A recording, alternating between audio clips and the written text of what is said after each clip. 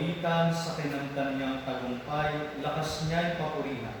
Kaligtas ay kanyang bigay. Hallelujah sa iyong dahil. Magandang umaga po muli sa ating lahat. Tayo ay patuloy na nagdiriwang ng banal na misa para sa mga intensyon ng ating mga parokyano dito sa San Santiago Apostol. Samahan niyo kami sa pagdiriwang na ito upang sama-sama tayong magpuri at magpasalamat sa ating Panginoon. Sa ngalan ng Ama, ng Anak at ng Espiritu Santo. Amen. Ang pagpapala ng ating Panginoong Hesukristo, ang pag-ibig ng Diyos Ama, at ang pakikipagkaisa ng Espiritu Santo naway sumainyo. At sumayo. Mga kapatid, aminin natin ang ating mga kasalanan upang tayo maging marapat gumanap sa banal na pagkain.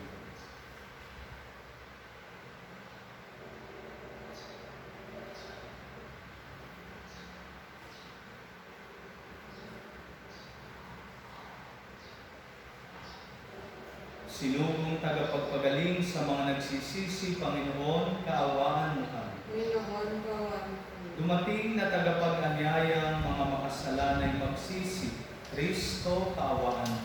Kristo, kaawaan mo kami.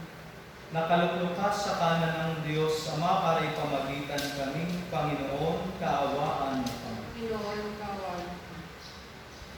Kaawaan tayo ng makapangyarihang Diyos, patawarin tayo sa ating mga kasalanan at patnubayan tayo sa buhay na walang hanggan. Amen. Manalangin ka.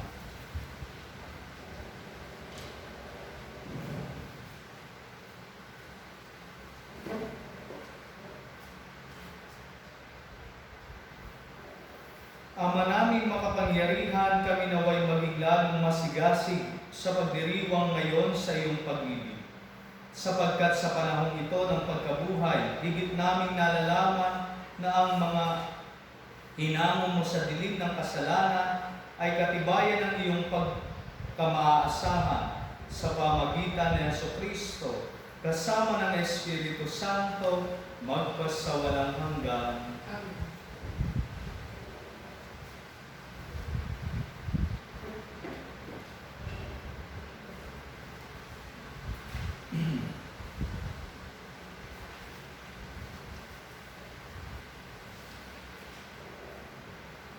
Pagbasa mula sa mga gawa ng mga apostol. Noong mga araw na iyon, si Felipe ay inutusan ng isang anghel ng Panginoon. Pumunta ka agad sa timog sa daang patungong Gaza mula sa Jerusalem. Ito'y ilan. Kaya't naparoon si Felipe. Sa darating naman ang isang Etiopeng eunuko. Siya ang tagapamahala sa lahat ng kayamanan ng Candace o Reyna ng Ethiopia. Nagpunta siya sa Jerusalem at sumamba sa Diyos. Siya ay pauwi na noon, nakasakay sa kanyang karwahe at nagbabasa ng aklat ni Propeta Isaías. Sabayan mo ang sasakyang iyon, sabi ng Espiritu kay Felipe. Patakbong lumapit si Felipe at narinig niyang binabasa ng eunuko ang aklat ni Propeta Isaías. Kaya tinanong niya ang eunuko, nauunawaan po ba ninyo ang inyong binabasa? Paano ko maunawaan kung walang magpapaliwanag sa akin? Sagot nito. At si Felipe inanyayahan niyang sumakay sa karwahe at umupo sa tabi niya.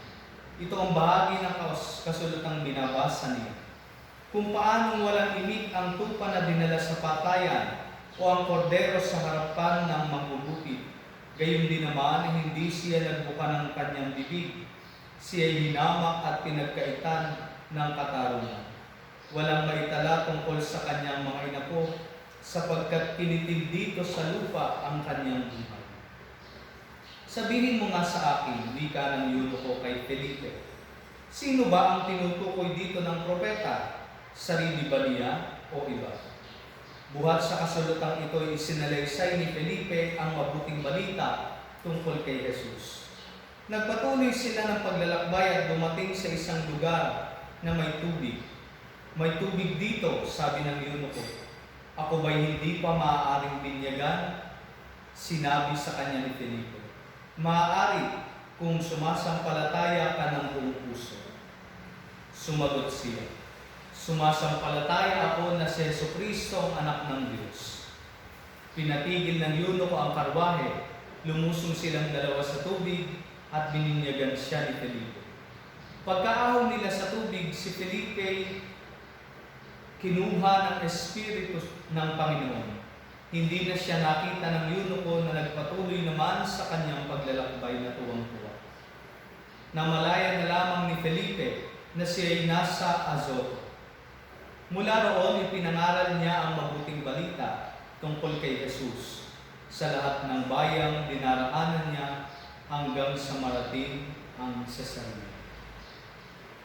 Ang salita ng Diyos. Salamat sa Diyos. Sa kalupaang nilalang, galak sa puoy isigaw. Sa kalupaang nilalang, galak sa puoy isigaw. Ang lahat ng bansay magpuri sa Diyos, inyong iparinig papuring malugod. Iningatan niya tayong pawang buhay, di tayo bumagsak, di niya binayaan. Sa kalupaang nilalang, galak sa puoy isigaw. Lapit at makinig ang nagpapangaral, sa Diyos at sa inyo'y aking isasaysay. Ang kanyang ginawang mga kabutihan, nung ako'y balisa, ako'y dumaing. Dumaing sa Diyos na dapat purihin, handa kong purihin ng mga awitin. Sa kalupaang nilalang, galak sa puoy isigaw. Purihin ang Diyos, siya'y papurihan, yayamang ang daing ko'y kanyang pinakinggan, at ang pag-ibig niya ay aking pinangkan. Sa kalupaang nilalang, galak sa puoy isigaw. Aleluya, aleluya. Pagkaing dulot ay buhay si Jesus na poong mahal. Buhay natin siya kailanman. Aleluya, aleluya. Sumainyo ang Panginoon. At sumayon, Ang mabuting balita ng Panginoon ayon kay San Juan. papuri sa iyo, Panginoon. Noong panahong iyon, sinabi ni Jesus sa mga tao, walang makalalapit sa akin malibang dalhin siya ng amang nagsugo sa akin. At ang lalapit sa akin ay muli kong bubuhayin sa huling araw. Nasusulat sa aklat ng mga propeta, at silang lahat ay tinuruan ng Diyos. Ang bawat nakikinig sa Ama at natuturo ay lalapit sa akin. Hindi ito nangahulugang may nakakita na sa Ama. Yaong nagmula sa Diyos ang tanging nakakita sa Ama. Sinasabi ko sa inyo, ang nananalig sa akin ay may buhay na walang hanggan. Ako ang pagkain nagbibigay buhay. Kumain ng mana ang inyong mga ninuno nang sila'y nasa ilang. Gayon may namatay sila. Ngunit ang sino mang kumain ng pagkain bumaba mula sa langit ay hindi mamamatay. Ako ang pagkain nagbibigay buhay na bumaba mula sa langit. Mabubuhay magpakailanman ang sino mang kumain nito. At ang pagkain ibibigay ko sa ikabubuhay ng sanlibutan ay ang aking laman. Ang mabuting balita ng Panginoon. Pinupuri ka namin, Panginoon sa Kristo. Magandang umaga po sa ating lahat. Tayo ngayon ay nasa Huwebes sa ikatlong linggo ng muling pagkabuhay.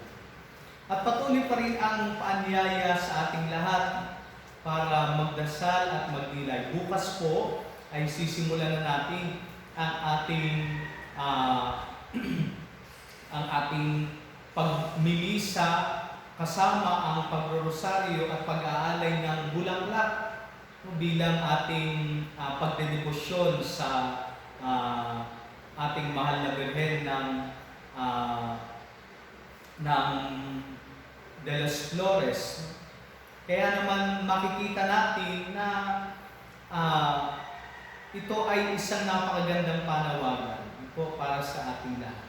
Bukas ay ipapalabas ang ating ang ating recorded and uploaded na misa, rosaryo misa at pag-aalay ng bulaklak sa ganap na alas 5 ng hapon.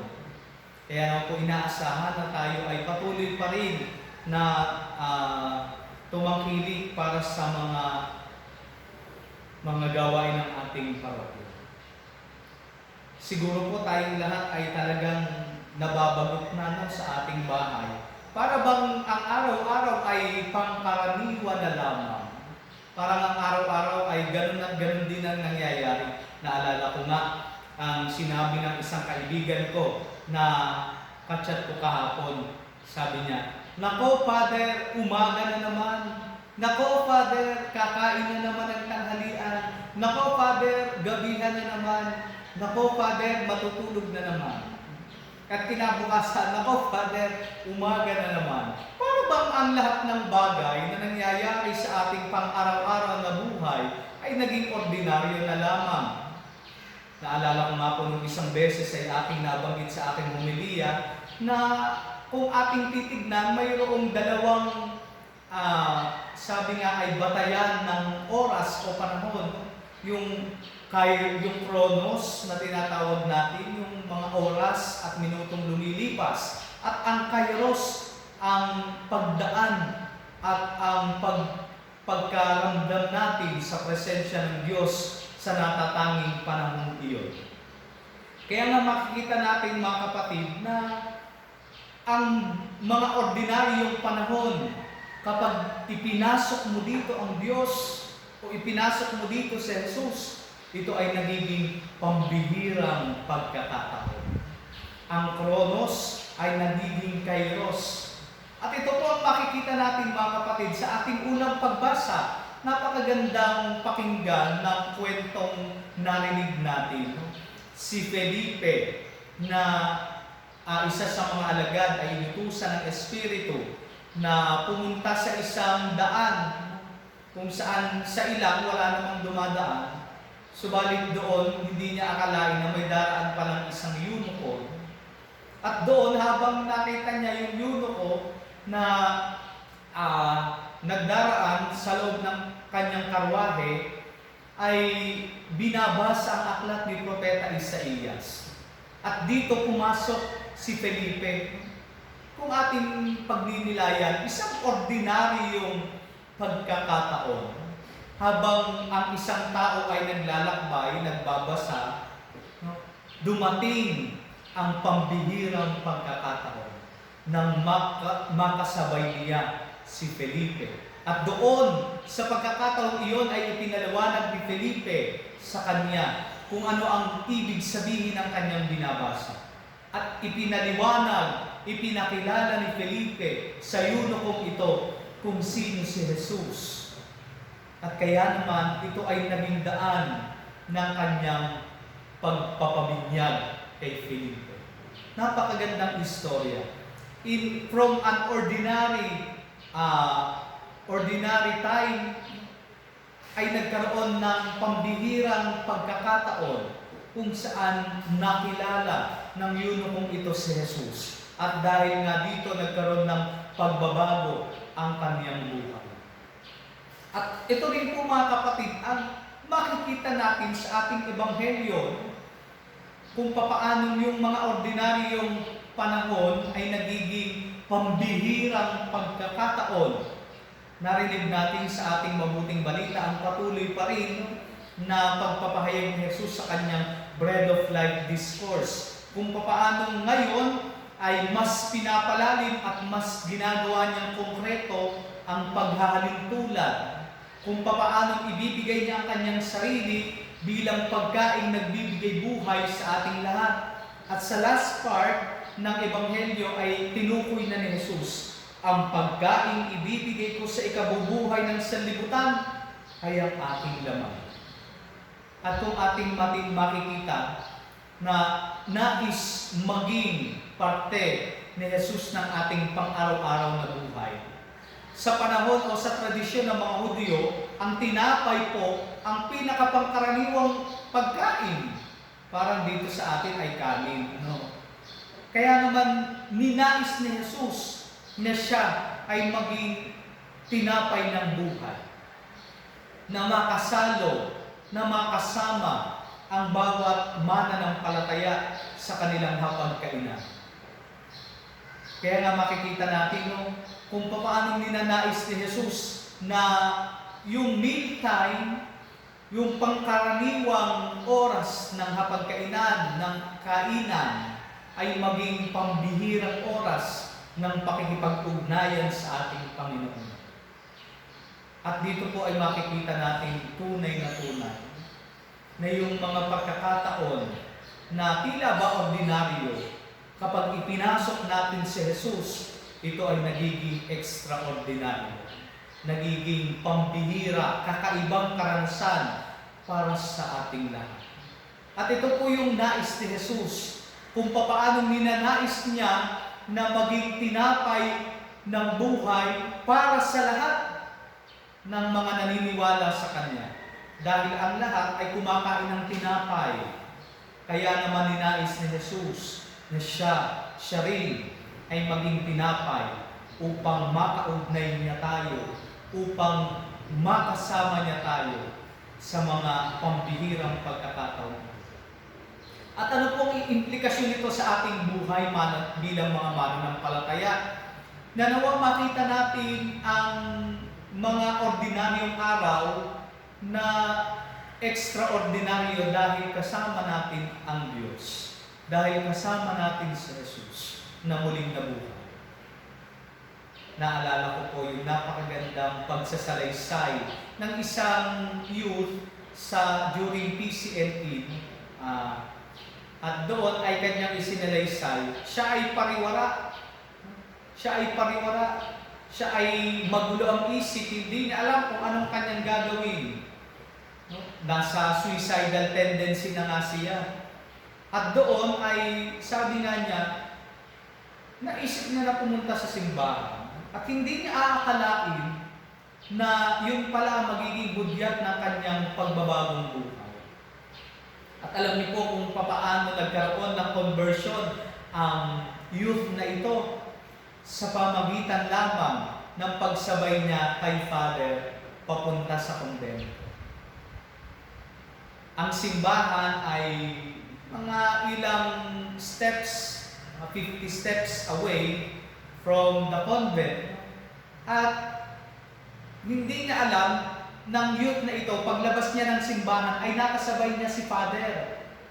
At papunta sa kumbento, maybe it only takes 2 to 3 minutes walk habang sila naglalakad ng marami. Pero ang 2 minuto o 3 minutong ito, isang pangkaraniwang pagkakataon ng pag-uusap ay naging pambihirang pagkakataon upang magkaroon ng kaliwanagan at matulak, matuon sa pagbabagong buhay ang kabataan ito. Sabi nga niya, he never imagined na yung 2 minutong iyon ay magiging napakahalaga sa kanyang buong buhay. Ay magiging napakahalagang pagkakataon upang magkaroon siya ng desisyong magbagong buhay. At alam niyo po mga kapatid, ito rin ang napakagandang paanyaya sa atin ng ating Panginoon Jesus na muling nabuhay. Sana po ang ating araw-araw na pamumuhay ay hindi lang maging isang ordinaryo. Sana hindi lamang lumilipas ang oras na parang katulad lamang ng kahapon, sapagkat kung kasama natin si Jesus, ang lahat ay may panibagong halaga. Ang lahat ay may panibagong sigla at lakas na ibinibigay sa atin. Nawa makita natin ang bawat oras na dumadaan, hindi lamang bilang ordinaryong panahon, kung hindi pambihirang pagkakataon dahil kasama natin si Jesus. Kaya nga po sa ating pang-araw-araw na buhay during this time of quarantine, ano yung napakagandang paalala sa atin? No? Na yung simpleng mga bagay ay maaaring maging daan ng paghipo ni Jesus sa ating buhay at paghipo din ni Jesus sa buhay ng ating kapwa. Kaya nga yung habang kayo ay nagkukulitan na magnanay, for example, na itanong mo sa iyong anak, "Anak, kamusta ang iyong eskwela?" At dito sa simpleng tanong na ito, siya ay nag-open up sa iyo.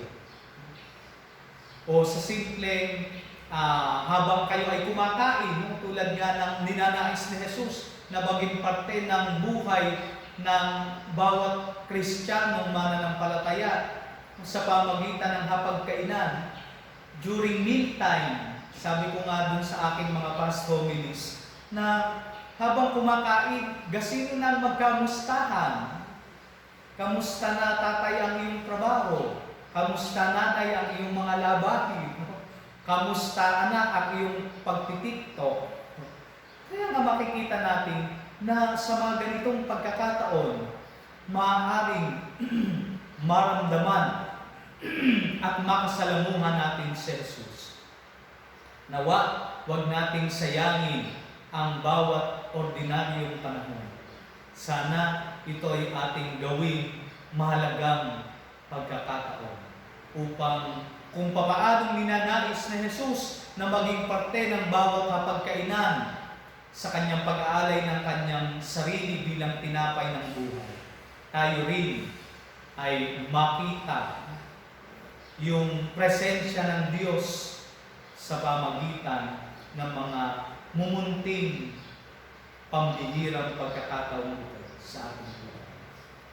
Kapag ipinasok natin si Jesus sa ordinaryong panahon, makikita natin hindi ito katulad ng nangyari tulad ng kahapon.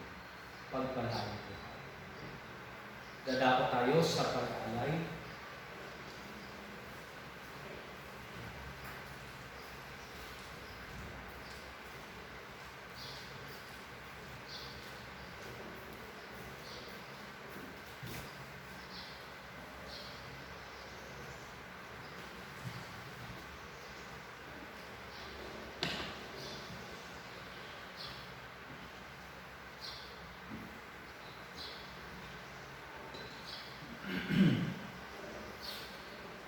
Kapuri-puri ka, Diyos, sa mga lumikha sa sanlibutan, sa iyong kagandaang loob, narito ang aming mayaan. Mula sa lupa at bunga ng aming paggawa, ang tinapay na ito para maging pagkain ng bibigay buhay. Kapuri-puri ang po may kapal ngayon at kailanman.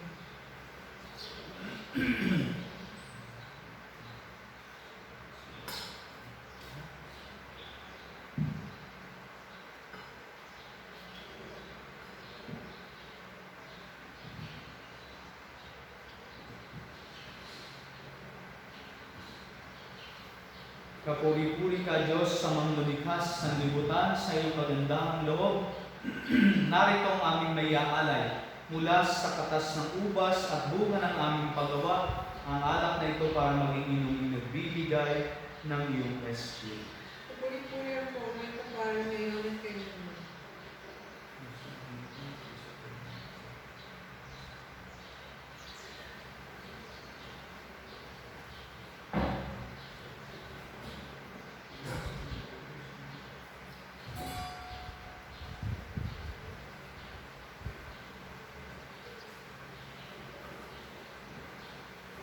Manalangin kayo mga kapatid upang ang paghain natin ay kalugdan ng Diyos sa mga makapangyarihan. Tanggapin niyo ang Panginoon at pag-aayos sa iyong mga kamay, sa kapurihan niya at karangalan sa ating pagtinabangan, at sa buong sambayanan niyang banal.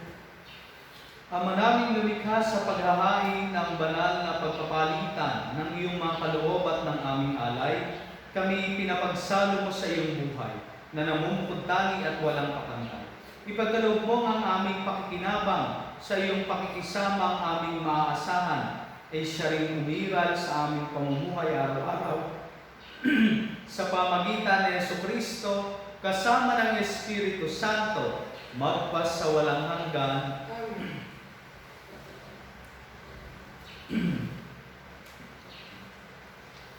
Sumainyo ang Panginoon. At sa ngayon, Itaas sa Diyos ang inyong puso at diwa. inaasa namin sa Panginoon. Pasalamatan natin ang Panginoong ating Diyos. Marapat na siya ay pasalamatan.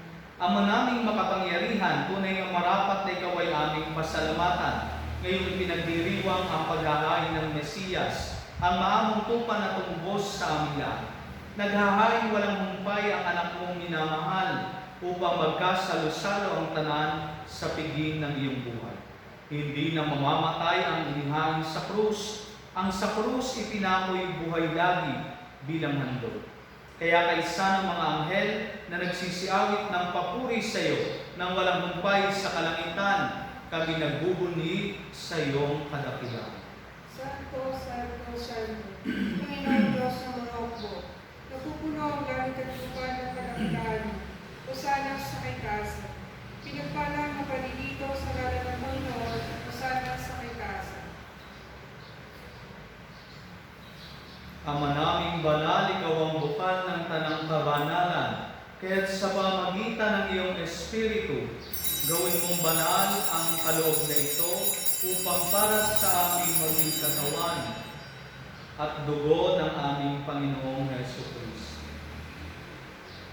Bago niya pinagtiis ang pusang loob na maging handog, hinawakan niya ang tinapay, pinasalamatan kaniya, pinaghati-hati niya iyon, iniabot sa kaniyang mga alagad at sinabi, tanggapin ninyong lahat ito at kanin. Ito ang aking katawan na ihahandog para sa inyo.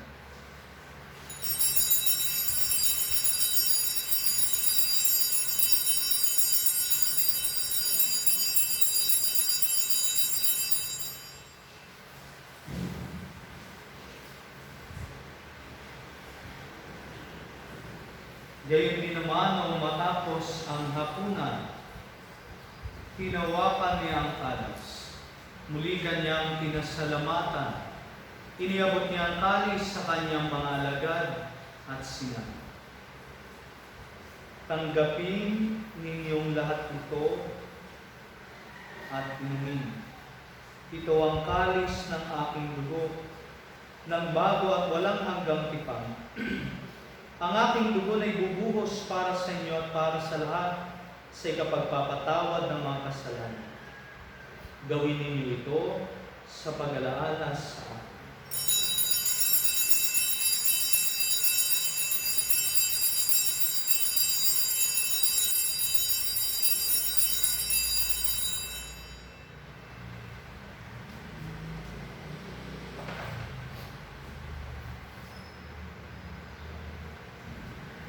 Ipagbunyi natin ang misteryo ng pananampalataya. Kristo'y namatay, si Kristo'y nabuhay, si Kristo'y babalik sa wakas ng panahon. Ama, ginagawa namin ngayon ang pag-alala sa pagkamatay at muling pagkabuhay ng iyong anak, kaya tiniaalay namin sa iyo ang tinapay na nagbibigay buhay at ang kalis na nagkakaloob ng kaligtasan.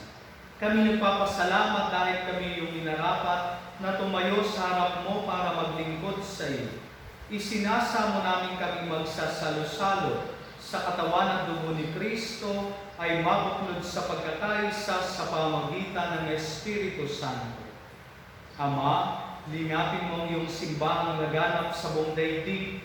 Puspusin mo kami sa pag-ibig, kaysa ni Francisco na aming Papa, ni Buenaventura na aming Obispo at ng Tanang Kaparian.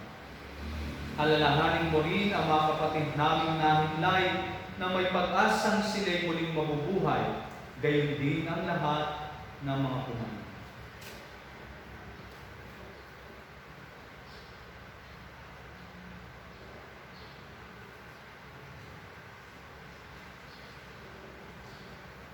Kawan mo sila at patuloyin sa iyong kaliwanagan. Kawan mo at pagindapatin kaming lahat na makasalo sa iyong buhay na walang wakas. Kaysa ng mahal na Birheng Maria, ang Ina ng Diyos. Kaysa ni San Jose, ang kanyang kalinis-linisang esposo. Kaysa ng mga apostol, ni San Santiago na ating patron at ng lahat ng mga banal na namuhay dito sa daigdig ng kalugod-lugod sa iyo. May pagdiwang nawa namin ng pagpupuri sa ikararangan mo sa pamagitan ng iyong anak na aming Panginoong Jesucristo. Sa pamagitan ni Kristo, kasama niya at sa Kanya, Ang lahat ng parangal at papuri ay sa iyo, Diyos amang makapangyarihan, kasama ng Espiritu Santo, magpasawalang hanggan. Amen. Sa tagubili ng mga nakagagaling na utos at turo ng Jesus na Panginoon natin at Diyos, ipahayag natin ang lakas. Sumasalamat ka. Sumbahin ang ngalan mo, mapasahin ang pangalan mo, sundin ang loob mo dito sa lupa para ng sa langit. Bigyan mo kami ngayon ng aming kakanin sa araw-araw, at patawarin mo kami sa aming mga kasalanan, para ng pagpapatawad namin sa mga nagkakasala sa amin. At huwag mo kami ipaintulot sa tukso, at iadyan kami sa lahat ng masama. Hinihiling namin kami iadya sa lahat ng masama, pagkalooban ng kapayapaan araw-araw, iligtas sa kasalanan at ilayo sa lahat ng kapahamakan. Samantalang aming pinananalikan ang dakilang araw ng pagpapahayag ng tagapagligtas namin si Jesucristo. Sapagkat iyo ang mahalagaan at ang kapangyarihan at ang purihan magpakailanman. Amen. Panginoong Jesucristo, sinabi mo sa iyong mga apostol, kapayapaan ang iniiwan ko sa inyo. Ang aking kapayapaan ang ibinibigay ko sa inyo. Tunghayan mo ang aming pananampalataya at huwag ang aming mga pagkakasala. Pagkalooban mo kami ng kapayapaan at pagkakaisa ayon sa iyong kalooban. Kasama ng Espiritu Santo, magpasawalang hanggan. Amen. Ang kapayapaan ng Panginoon ay laging sumainyo. At sumayin. Magbigayan kayo ng kapayapaan sa isa't isa.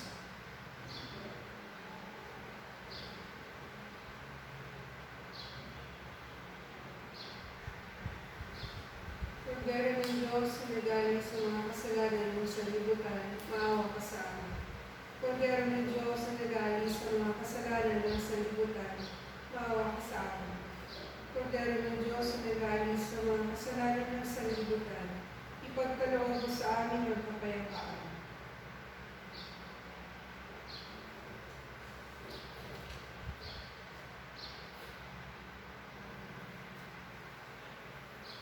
Ito ang kordero ng Diyos. Ito ang nag-aalis ng mga kasalanan ng sanlibutan. Mapalad ang mga inanayahan sa kanyang ina. Panginoon, hindi ako dapat mo magtutuloy sa iyo. Ngunit sa isang salita mo lang mga igagaling ka.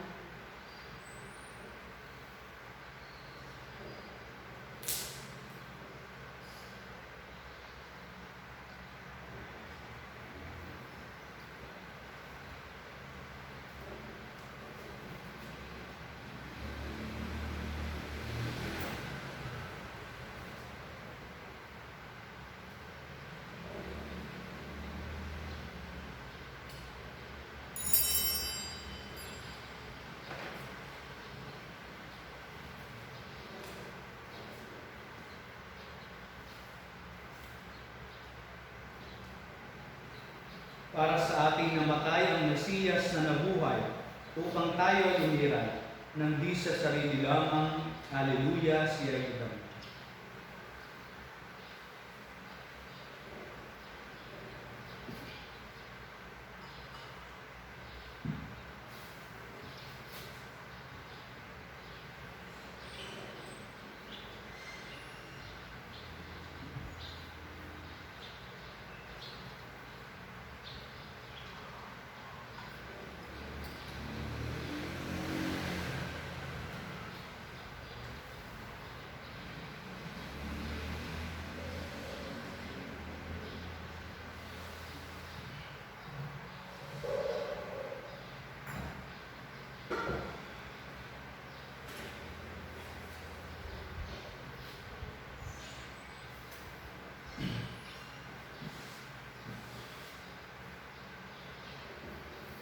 Manalangin tayo. Ama naming mapagmahal, manatili kang kapiling ng iyong sambayanan na ngayon pinapakinabang mo sa iyong sariling buhay at gawin mong kami pasulong na makahakbang mula sa dati naming pagkamakasalanan patungo sa pagbabagong nagdudulot ng iyong kabutihan. sa pamagitan ni Jesucristo, kasama ng Espiritu Santo, magpas sa walang hanggan. Amen.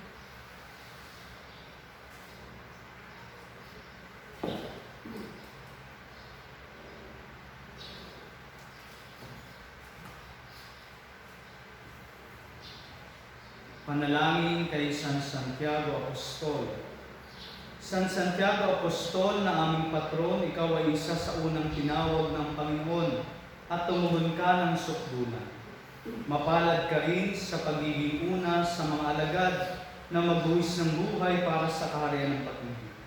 Marugdog kang tagapagtanggol ng simbahan upang panindigan ang banal na krus at dalhin ang mga mananampalatayang nawawalan ng pag-asa tungo sa tagumpay. Lakas ka ng mga Kristiyano at tiyak na takbuhan ng mga tumatawag sa iyo ng may tiwala. Lingapin mo kami ngayon laban sa mga panganib sa aming paligid at laban sa anumang paglilingkod. Manalangin tayo. Diyos na makapangyarihan at maawain, humira ang iyong anak na si Jesucristo ng 12 alagad upang ipalaganap ang mabuting balita sa San Sinuko. Pumili ang Mesiyas ng 3 bukod-tangis sa kanyang mga alagad, kung saan kabilang si San Santiago Apostol. Nawa sa kanyang pamagitan, mapagindapat mong aming kamtin ang kalusugan ng katawan at kabanalan tungo sa kalwalhatian ng langit. Ikaw na nabubuhay at nagahari, magpas sa walang hanggan. Amen. O Maria, ikaw na walang bahid ng kasalanan, ipanalangin mo kaming nakikiusap sa iyo. O Maria, ikaw na walang bahid ng kasalanan, ipanalangin mo kaming nakikiusap sa iyo. O Maria, ikaw na walang bahid ng kasalanan, ipanalangin mo kaming nakikiusap sa iyo. Amang masintahin, pinagpala mo si San Santiago Apostol. Hinirang siya ng iyong bugtong na anak na maging saksi ng kanyang kalwalhatian sa bundok ng Tabor at sa kanyang hapi sa halamanan ng Getsemani. Ang aming patron ay sagisag ng pakikibaka at tagumpay na namamagitan para sa amin upang kami magkamit ng lakas at kasiyahan sa aming patuloy na pakikibaka sa buhay na ito.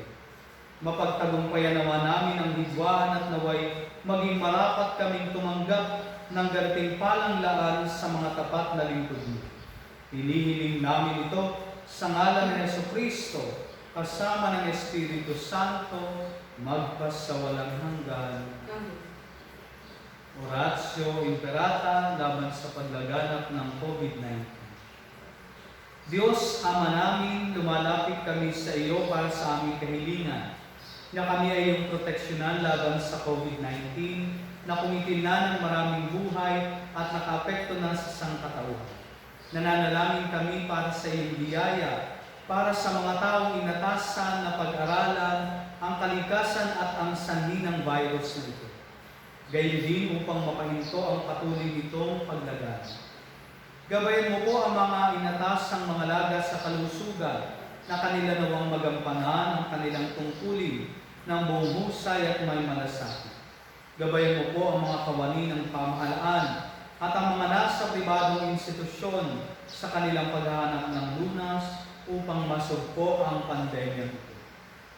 Ipinapanalangin namin ang lahat ng mga naapektuhan, nawa ay ilupin mo po ang kanilang karamdaman. Ipagkaloob mo po nawa sa amin ang iyong biyaya upang kami ay patuloy na makagawa ng kabutihan para sa lahat at makatulong sa lahat ng mga nangangailangan. Ipinapanalangin po namin ito sa pamagitan ng aming Panginoong Jesucristo, ang iyong anak, na nabubuhay at naghahari kasama ng Espiritu Santo, magpas sa walang hanggan. Amen. Maria, ang inaatulong ng mga Kristiyano, Panalangin mo kami. San Rafael Arcangel, Panalangin mo kami. San Roque, Panalangin mo kami. San Lorenzo Ruiz, Panalangin mo kami. San Pedro Calungsod. Panalangin mo kami.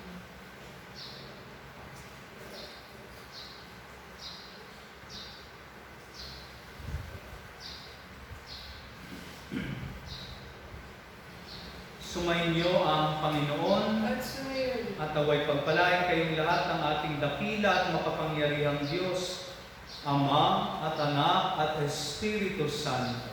Amen.